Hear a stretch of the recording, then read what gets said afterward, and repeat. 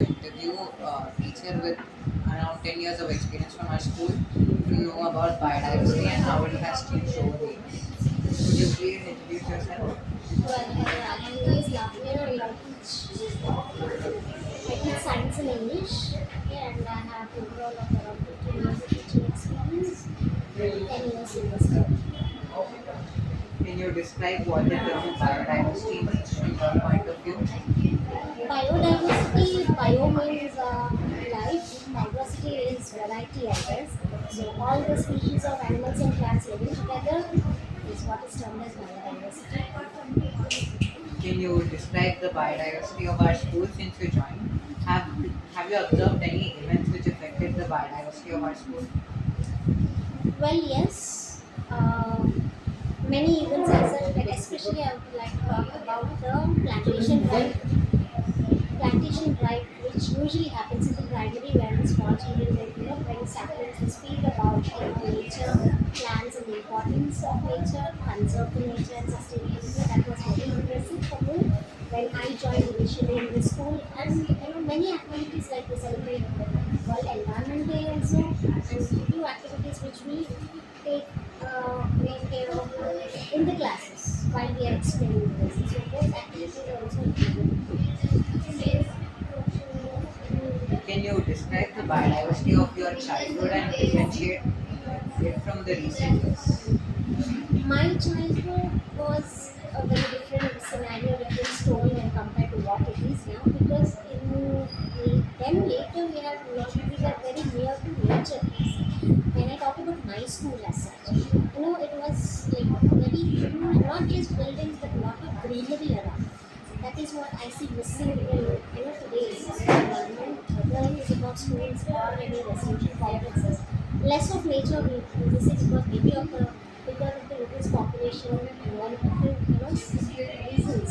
But then people were more close to nature. That's what I feel. And these days people being very busy in their own lives, they don't have time to think about anything in their surroundings. So that's what is the change I observe. And children these days know very less when compared to our generation about nature, animals, plants, or whatsoever. The kind of interaction we had, I think this generation doesn't have.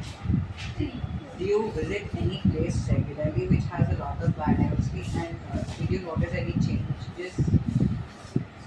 Not specifically any place, but I usually go to my village in the vacation, wherein used to see a lot of nature, plants, and animals around. But these days, because of this technology development, even the villages are being, more what do you call developed and getting back to the nature.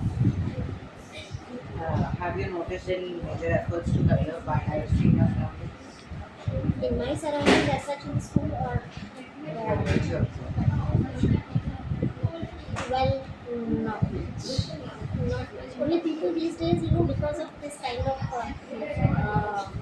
online going around talking about nature, celebrating the events and animal day, and they're trying to get few plants and animals, to be around. But still, I feel that's very less to what we are doing to the nature, because we are destroying the nature too much. But what we are doing is very less. That's what I feel. What factors do you think are harming biodiversity? First thing is population.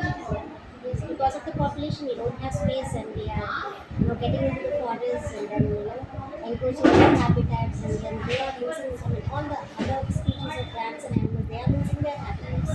So obviously, there is an imbalance in the nature which is existing right now. And if it is goes, if it goes beyond this, then the life of our existence will be at stake. That's what I feel, because lot of things have been happening which we talk about it. Still, there is a lot to do for the nature. Did you notice any positive effect in your environment regarding biodiversity? Little of gardens around, plantations around, not too much. So what's your message to students about conserving biodiversity? Conserving biodiversity as a teacher, I feel that this must be taught to the children from their early age, because at that age they will be pure enough to understand, and what we understand that they follow all through their life. That's what I believe. Since they follow it in their life, they'll be able to always carry it forward to the next generation. And at least we can maintain this earth, not that per se, but still for the existence. That's what I feel, because teaching to the children is very, very important. Involving them in activities, involving them into any kind of competitions, which are which they feel that they know the importance of nature, they know the importance of other species, other animals, wherein we think that earth belongs only to humans.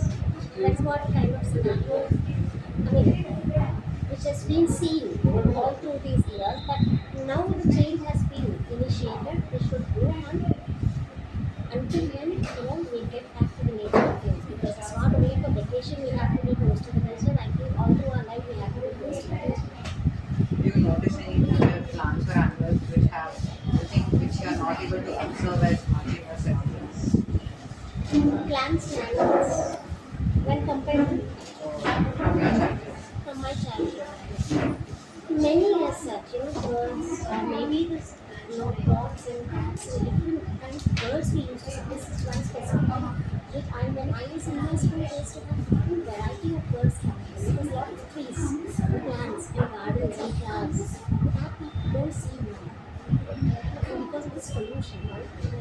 There is population as well as pollution. Both of these are affecting the diversity a lot. So the sustainability, we have to maintain it in order to our future generation to exist on the earth. Did you used to participate in any events in your school about biodiversity? Were there any events? There were, but not as much as what we have now.